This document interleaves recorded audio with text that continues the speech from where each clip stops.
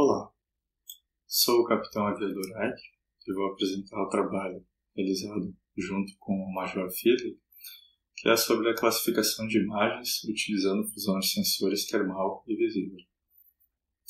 Ambos os autores são alunos do programa de pós-graduação em assuntos operacionais do ITA.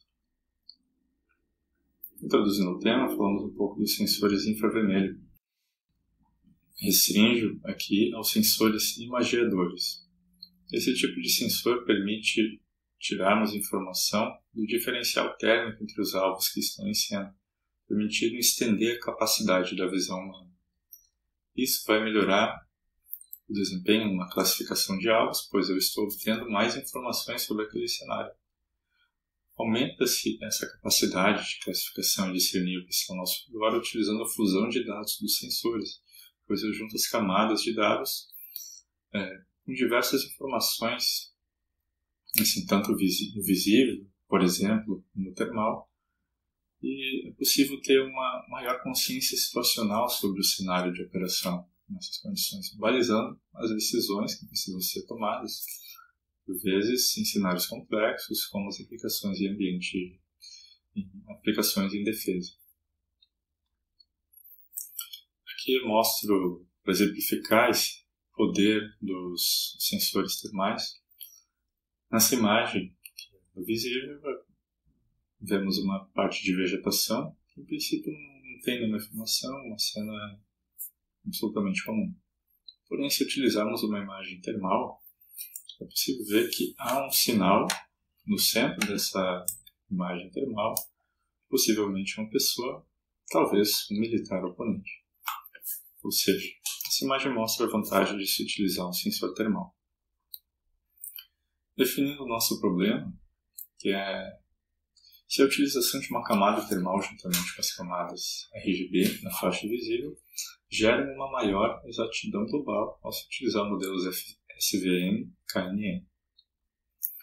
Foram comparadas as composições RGBI, ou seja, canal RGB mais o termal, e RGB.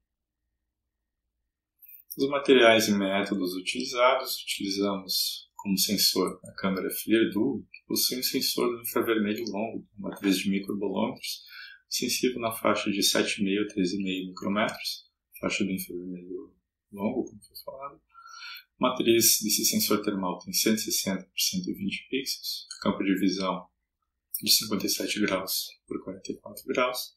Ela salva as imagens no formato TIFF em 14 bits. Essa resolução em níveis digitais de 14 bits compensa em grande parte a baixa resolução espacial do sensor. Ela possui, aqui mostra a imagem dela, a câmera FLIR-Duo, que possui o tamanho aproximado de uma câmera de ação ou uma GoPro. Ela é bastante pequena. Ela também possui um sensor no visível, com a resolução de 1920 por 1080 pixels, com campo de visão de 90 graus. Ela salva no formato .jpeg e tem a resolução em níveis digitais de 8 bits. A plataforma utilizada foi o drone DJI Phantom 4.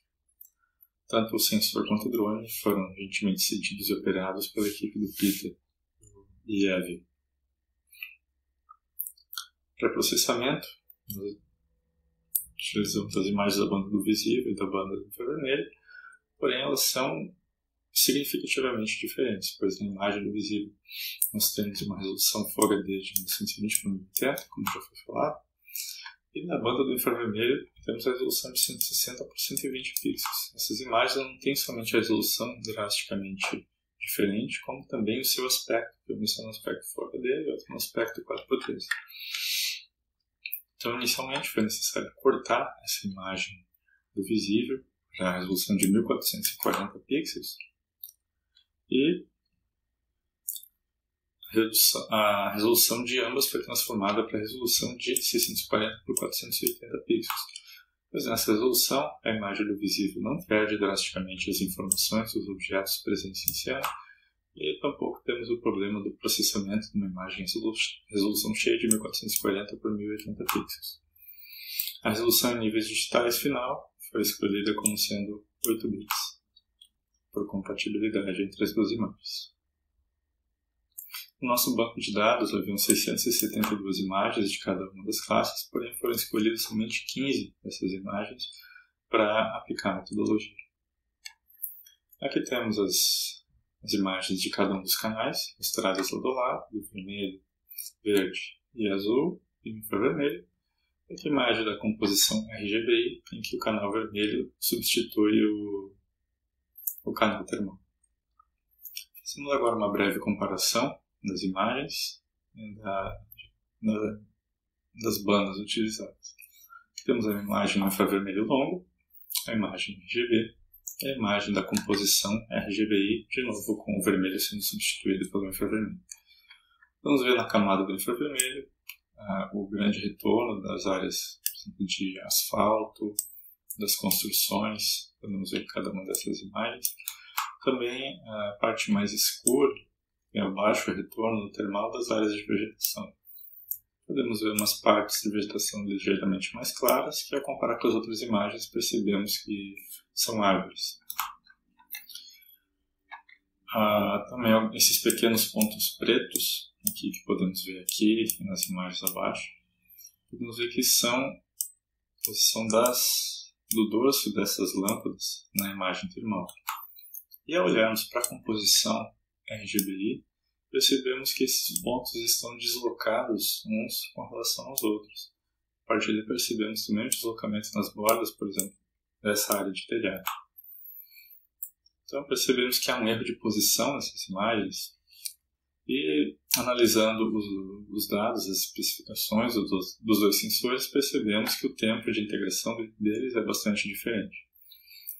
E isso ocasiona um deslocamento entre os quadros na faixa do visível e na faixa do termal, que é ocasionado pela vibração e pelo próprio movimento do drone, seja por uma corrente térmica, seja por o próprio vento, faz com que a retirada da imagem do sensor visível, que é um pouco mais rápido, e alguns milissegundos, esse tempo não foi estimado, um pouco de tempo depois retirada a imagem no termal, e com esse pequeno deslocamento nessas camadas.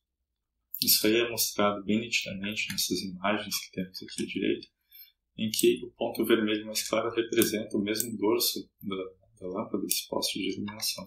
Na primeira imagem, esse deslocamento acontece para a esquerda e para baixo, e na imagem da direita aparece para a esquerda e para cima esse deslocamento.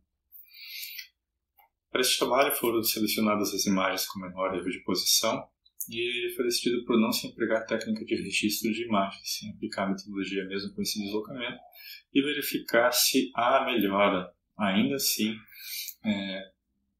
entre a utilização da composição RGBI contra a composição RGB.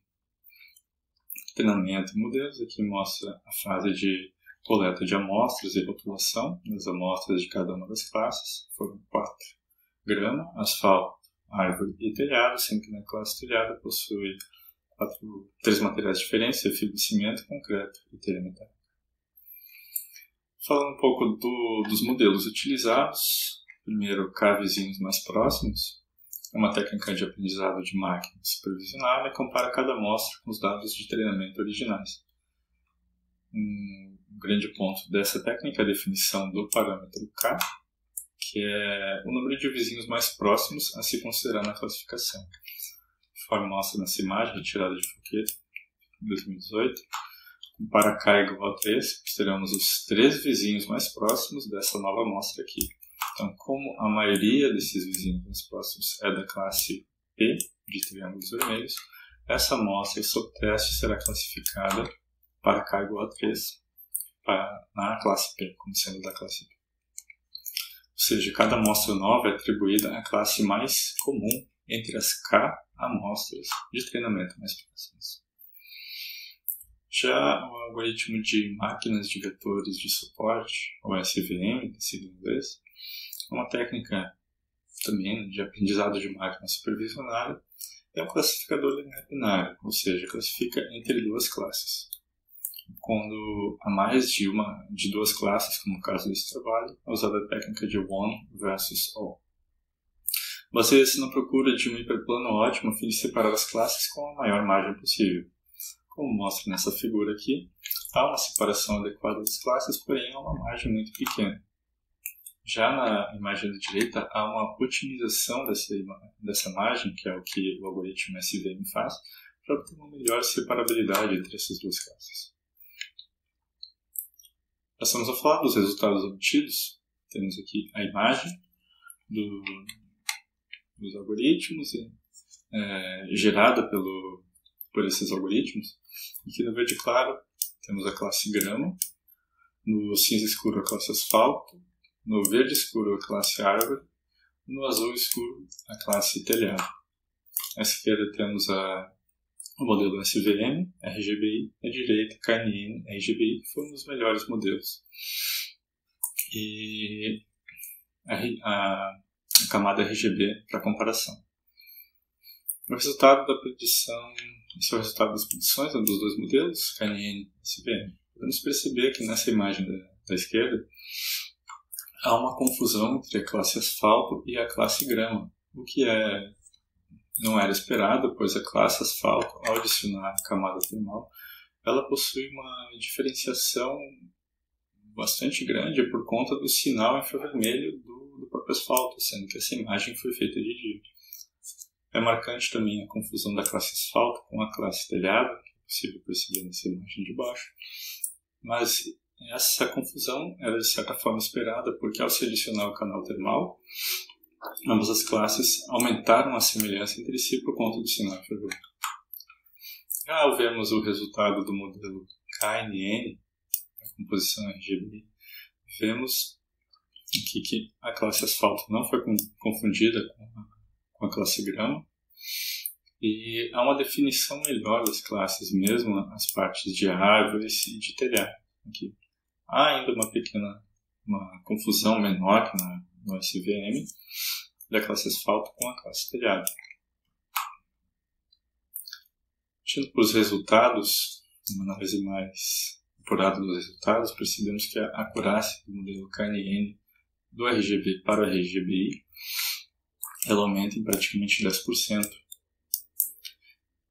O grande aumento aqui na exatidão do produtor para a classe asfalto, que passa de 59,8% para 81,3%. A classe telhado também aumenta significativamente. Na exatidão do usuário, é marcante aqui o aumento da classe telhado, que passou de 36,8% para 57,2%.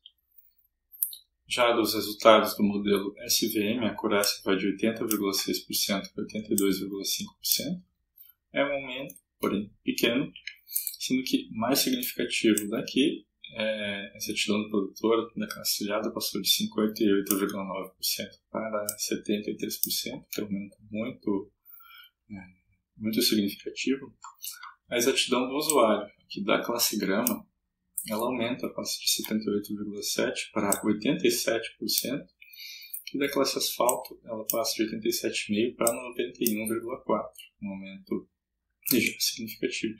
Nas demais classes, o aumento há uma ligeira piora, que pode ter sido ocasionada pelo deslocamento entre as camadas. Passamos a algumas conclusões. Mesmo com o deslocamento entre a camada termal e as camadas RGB, houve sim uma melhora na exatidão global para os dois modelos. Mas o modelo KNN obteve um desempenho significativamente melhor que o modelo SVM para as imagens e classes analisadas. É possível dizer que a fusão dos dados de sensores imaginadores termal e visível aumenta sim a consciência situacional nesse cenário utilizado sobre esse cenário de operação. E isso permite um melhor suporte à decisão em cenários complexos. Agradeço a atenção de todos. Estes são os contatos. Muito obrigado.